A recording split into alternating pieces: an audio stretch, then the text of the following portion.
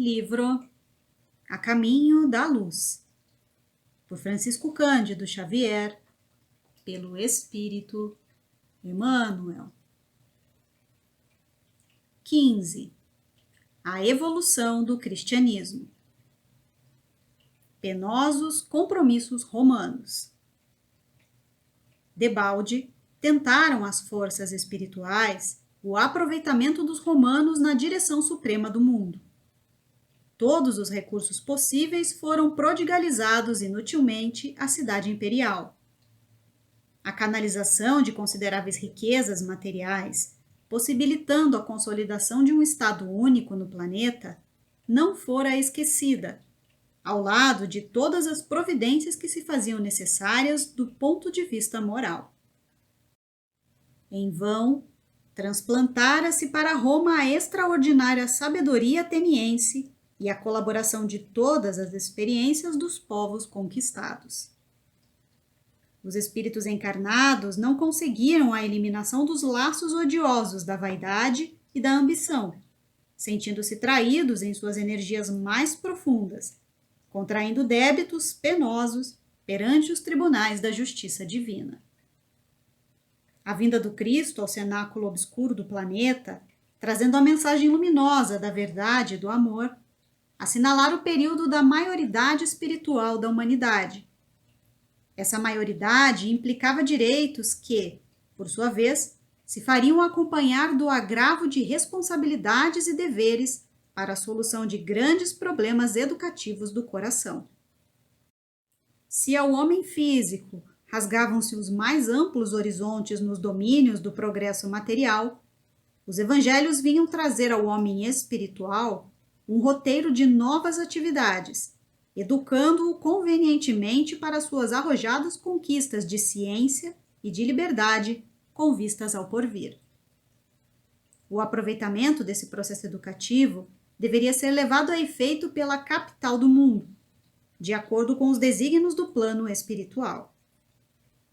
Pesadas forças da treva, porém, aliaram-se às mais fortes tendências do homem terrestre, constantemente inclinado aos liames do mal que o prendiam à terra, adstrito aos mais grosseiros instintos de conservação. E, enquanto os espíritos abnegados do alto choram sobre os abusos de liberdade dos romanos, a cidade dos Césares embriaga-se cada vez mais no vinho do ódio e da ambição, contraindo dívidas penosas, entrelaçando seus sentimentos com o ódio dos vencidos e dos humilhados, criando negras perspectivas para o longínquo futuro. Culpas e resgates dolorosos do homem espiritual. Ao coração misericordioso de Jesus chegam as preces dolorosas de todos os operários da sua bendita semeadura. Seu olhar percussiente, todavia, penetrara o âmago das almas, e não fora em vão que recomendara o crescimento do trigo e do joio nas mesmas leiras, somente a ele competindo a separação na época da ceifa. A limitada liberdade de ação dos indivíduos e das coletividades é integralmente respeitada. Cada qual é responsável pelos seus atos, recebendo de conformidade com suas obras. Foi por isso que Roma teve oportunidade de realizar seus propósitos e desígnios políticos. Mas a justiça divina acompanhou-lhe todos os passos nos enormes desvios a que se conduziu, comprometendo para sempre o futuro do homem espiritual, que somente agora conhecerá um reajustamento nas amargurosas transições do século que passa. Um laço pesado e tenebroso reuniu a cidade conquistadora aos povos que humilhara. O ódio do verdugo e de seus inimigos fundiu-se em séculos de provações e de lutas expiatórias, para demonstrar que Jesus é o fundamento da verdade e só o amor é a sagrada finalidade da vida. Foi por essa razão que o conquistador e o conquistado, unidos pelo ódio como calcetas algemados um ao outro nas galés da amargura, compareceram periodicamente nos espaços ante a misericórdia suprema do Filho de Deus, prometendo a reparação e o resgate recíprocos nos séculos do porvir, fundando a civilização ocidental como abençoada oficina dos seus novos trabalhos no esforço da fraternidade e da regeneração. A bondade do Mestre fez florescer cidades valorosas e progressistas, países cultos e fartos, onde as almas decaídas encontrassem todos os elementos de edificação e aprimoramento. O homem físico continuou a linha ascensional de sua evolução nas conquistas e descobrimentos, mas o homem transcendente, a personalidade imortal, teria saído do oceano de lodo onde se mergulhou, voluntariamente, há 2 milênios? Respondam por nós as angustiosas expectativas da hora presente. Os mártires. Antes do movimento de propagação das ideias cristãs no seio da sociedade romana, já os prepostos de Jesus se preparavam para auxiliar os missionários da nova fé, conhecendo a reação dos patrícios em face dos postulados de fraternidade da nova doutrina. As classes mais abastadas não podiam tolerar semelhantes princípios de igualdade, quais os que preconizavam as lições do Nazareno, considerados como postulados de covardia moral, incompatíveis com a orgulhosa filosofia do império. E é assim que vemos os cristãos sofrendo os martírios da primeira perseguição, iniciada no reinado de Nero, de tão dolorosas quanto terríveis lembranças. Nenhum instrumento de suplício foi esquecido na experimentação da fé e da constância daquelas almas resignadas e heróicas. O açoite, a cruz, o cavalete, as unhas de ferro, o fogo, os leões do circo, tudo foi lembrado para a maior eficiência da perseguição aos seguidores do carpinteiro de Nazaré.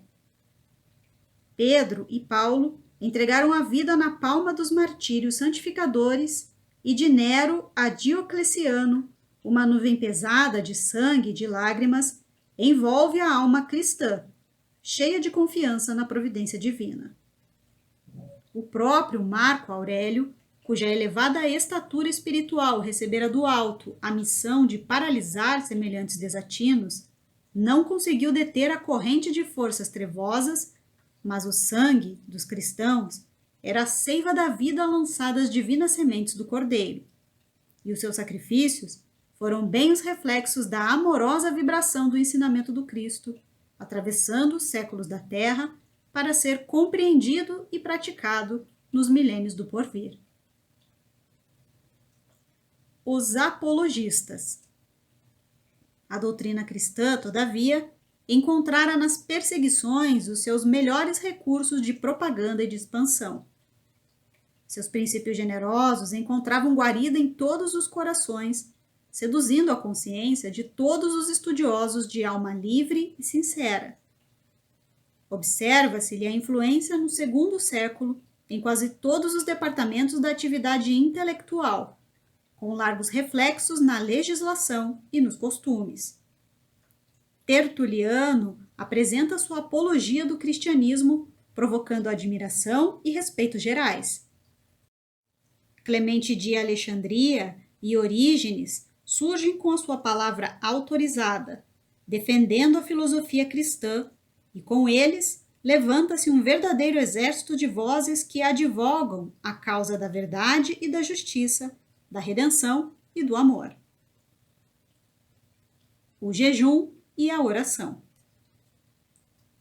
Os cristãos, contudo, não tiveram de início uma visão de campo de trabalho que se lhes apresentava. Não atinaram que, se o jejum e a oração constituem uma grande virtude na soledade, mais elevada virtude representam quando levados a efeito no torvelinho das paixões desenfreadas, nas lutas regeneradoras, a fim de aproveitar aos que os contemplam. Não compreenderam imediatamente que esses preceitos evangélicos, acima de tudo, significam sacrifício pelo próximo, perseverança no esforço redentor, serenidade no trabalho ativo, que corrige e edifica simultaneamente. Retirando-se para a vida monástica, povoaram os desertos na suposição de que redimiriam mais rapidamente para o Cordeiro. Uma ânsia de fugir das cidades populosas fazia então vibrar todos os crentes, originando os erros da idade medieval, quando o homem supunha encontrar nos conventos as antecâmeras do céu. O Oriente, com seus desertos numerosos e seus lugares sagrados, afigura-se o caminho de todos quanto desejam fugir dos antros das paixões. Só a grande montanha de Nítria chegou a possuir 30.000 anocoretas, exilados do mundo e dos seus prazeres desastrosos. Entretanto, examinando essa decisão desaconselhável dos primeiros tempos, somos levados a recordar que os cristãos se haviam esquecido de que Jesus não desejava a morte do pecador. Constantino. As forças espirituais que acompanhavam e acompanham todos os movimentos do orbe, sobre a égide de Jesus, procuram dispor os alicerces de novos acontecimentos que devem preparar a sociedade romana para o resgate e para a provação.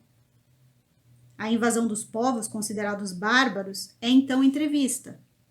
Uma forte anarquia militar dificulta a solução dos problemas de ordem coletiva, elevando e abatendo imperadores de um dia para o outro.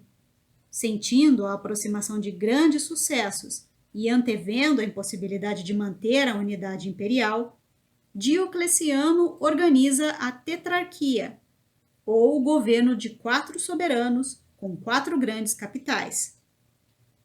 Retirando-se para Salona, exausto da tarefa governativa, ocorre a rebelião militar que aclama Augusto a Constantino, filho de Constâncio Cloro, contrariando as disposições dos 2 Césares, sucessores de Diocleciano e Maximiano. A luta se estabelece e Constantino vence Maxêncio às portas de Roma, penetrando a cidade, vitorioso, para ser recebido em triunfo. Junto dele, o cristianismo ascende à tarefa do Estado, com o Edito de Milão. O papado. Desde a 10ª perseguição, que o cristianismo era considerado em Roma como doutrina morta. Mas os prepostos do mestre não descansavam, com o nobre fim de fazer valer os seus generosos princípios. A fatalidade histórica reclamava sua colaboração nos gabinetes da política do mundo e, ainda uma vez, a indigência dos homens não compreendeu a dádiva do plano espiritual, porque, logo depois da vitória, os bispos romanos solicitavam prerrogativas injustas sobre seus humildes companheiros de episcopado.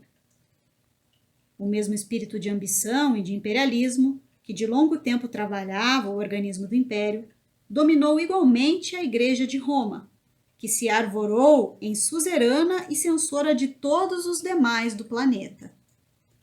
Cooperando com o Estado, faz sentir a força das suas determinações arbitrárias.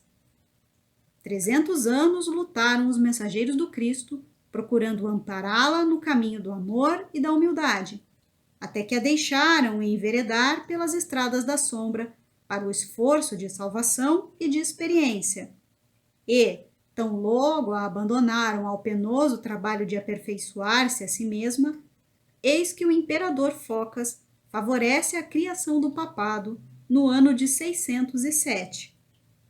A decisão imperial faculta aos bispos de Roma prerrogativas e direitos até então jamais justificados. Entronizaram-se, mais uma vez, o orgulho e a ambição da cidade dos Césares. Em 610, Focas é chamado ao mundo dos invisíveis, deixando no orbe a consolidação do papado.